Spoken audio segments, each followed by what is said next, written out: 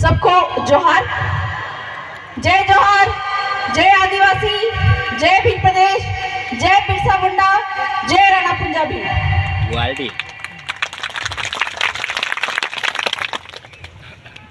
कुंभलगढ़ की धरती को नमन करते हुए मैं अपनी बातों को शुरू करना चाहूंगी।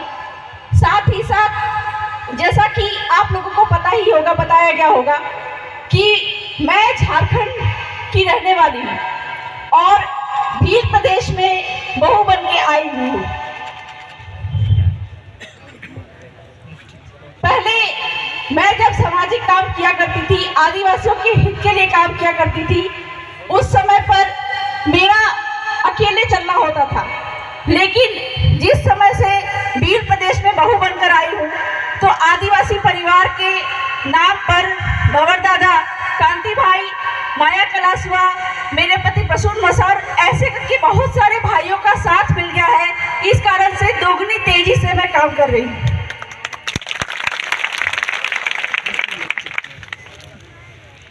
अधिकतर मैं जो बातें करती हूँ अपने आदिवासी समुदाय की बातें करती हूँ, लेकिन मेरी जो बातें होती है वो आदिवासियों के हक अधिकार, संवैधानिक हक अधिकारों पर होती है।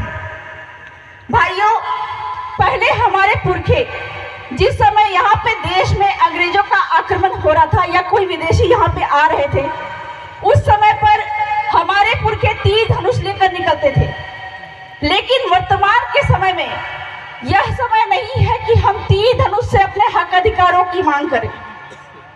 इसके लिए अपने हक अधिकारों को लेने के लिए हमको वर्तमान में कागज कलम की सहायता लेनी पड़ेगी, संविधान की ताकत का इस्तेमाल करना पड़ेगा।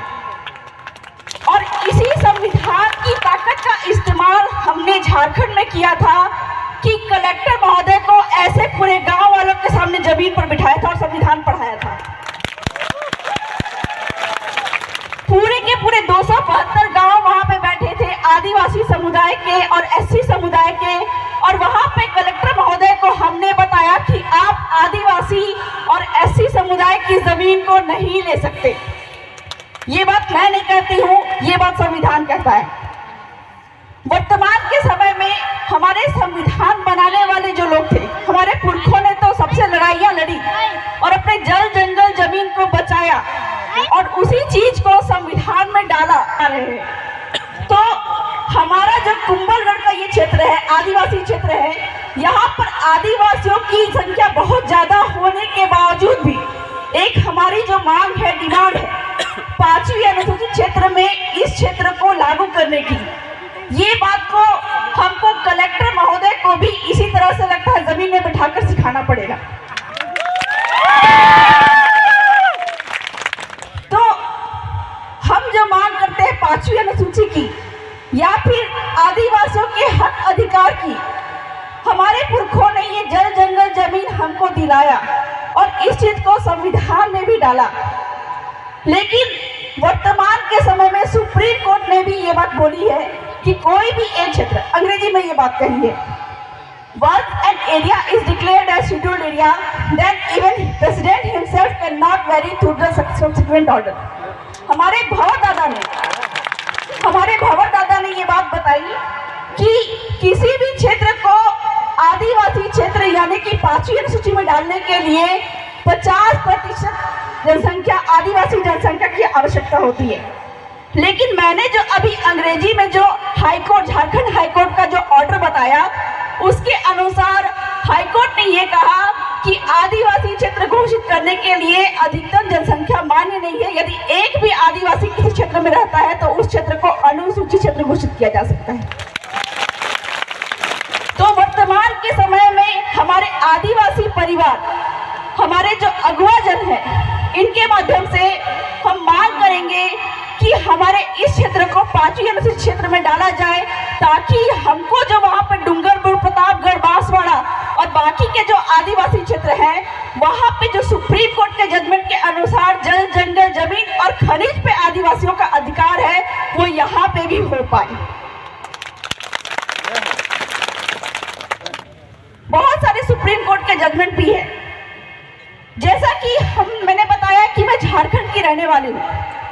झारखंड में वहां पे जो 272 गांव के सामने जो कलेक्टर महोदय को जमीन पे बिठाया था, वो इसीलिए बिठाया था क्योंकि आदिवासियों की जमीन पे 10 लाख टन सोना था और वो सोना कायदे से सुप्रीम कोर्ट के RM लोढ़ा जजमेंट और समता जजमेंट के अनुसार आदिवासियों का था। लेकिन हमको क्या लगता है कि ये जो जमीनें हैं, ये जमीन सरकारी है, ये जो जमीन के अंदर में जो खनिज है ये भी सरकार की है। जब सुप्रीम कोर्ट खुद बोल रहा है कि जिसकी जमीन उसका खनिज, तो हमको ये जानना पड़ेगा कि वो 10 लाख टन सोना भी आदिवासियों का था। और वो 10 लाख टन सोना आज अगर आदिवासी निकाल ले तो देश की सत्ता में भी बैठ सकता है। एक एक आदिवासी के पास में एक एक हेलीकॉप्टर होगा, इतना पैसा है आदिवासी के पास। बहुत दादा के मुंह से मैंने सुना कि हमारे लोग मंदिरों में जाते हैं अनाज चोरी करने के लिए, आटा चोरी करने के लिए। मुझे बहुत दुख हुआ क्योंकि सुप्रीम कोर्ट ने अपने 5 जनवरी 2011 के जजमेंट में ये कहा कि 8% आदिवासी और भील आदिवासी जो है वो इस देश के मूल मालिक है। मूल मालिक होने के बावजूद भी, जल जंगल जमीन के मालिक होते हुए भी हमको अपने कानून हक की जानकारी नहीं है। मैंने बताया कि झारखंड में 10 लाख टन सोना आदिवासियों की जमीन पे है। सुप्रीम कोर्ट जो सबसे बड़ा कोर्ट है वो कह रहा है कि ये खनिज आदिवासियों का है और आदिवासी इसको समिति के माध्यम से या खुद के माध्यम से निकालेंगे। मध्य प्रदेश के सिंगरौली क्षेत्र में 46 लाख टन सोना गोंड आदिवासियों की जमीन पे है और आपके यहाँ राजस्थान के बांसवाड़ा क्षेत्र के घाटोल में भील आदिवासियों की जमीन पे 11 करोड़ टन सोना है। वो किसका है? भील आदिवासियों का है। तो इस सोना को अगर आदिवासी निकाल ले तो पूरे देश की सत्ता पे अपना अस्तित्व जमा सकता है, पूरे देश को चला सकता है। आदिवासी गरीब है नहीं, लेकिन चूंकि उसको अपने हक अधिकार की जानकारी नहीं है, संविधान में 5वीं अनुसूची में क्या क्या ताकत है ये उसको जानकारी नहीं है, इस कारण से वो आज गुलाम बन के रह गया है।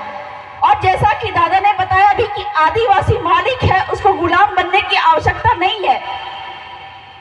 तो आदिवासी परिवार के माध्यम से और संवैधानिक हक अधिकार के माध्यम से हमको ये चाहिए कि अपने हक अधिकारों को हम सीखें। 5वीं अनुसूची में क्या है हम इसको सीखें। चूंकि हम मांग तो कर रहे हैं कि हमको 5वीं अनुसूची चाहिए, लेकिन इसमें है क्या? 5वीं अनुसूची के अनुसार ये कहता है, सुप्रीम कोर्ट के जजमेंट हो गए या फिर संविधान ये कहता है कि आदिवासी की जमीन कोई भी गैर आदिवासी नहीं ले सकता। साथ ही साथ SC की भी जमीन जो है वो कोई गैर आदिवासी SC समुदाय के अलावा किसी और को नहीं जाएगी।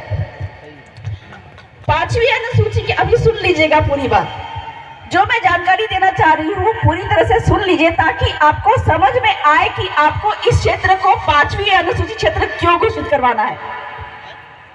सुप्रीम कोर्ट ने अपने जजमेंट में ये कहा, पी गम्मी रेड्डी जजमेंट 1988 में ये कहा कि आदिवासी की जमीन कोई गैर आदिवासी नहीं ले सकता।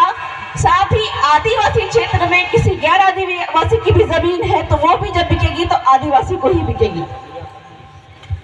मैं उनकी बात नहीं कर रही हूँ जो यहाँ पे SC समुदाय पे रह गया है।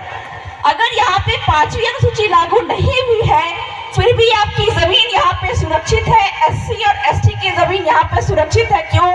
क्योंकि आपके राजस्थान के काश्तकारी अधिनियम 1955 में यह अधिकार दिया गया है कलेक्टर को कि ST और SC की जमीन जो है, ST की जमीन ST को ही बेचनी है और SC की जमीन SC को ही बेचनी है, वो किसी गैर को नहीं बेच सकती है। लेकिन चूंकि हमको संविधान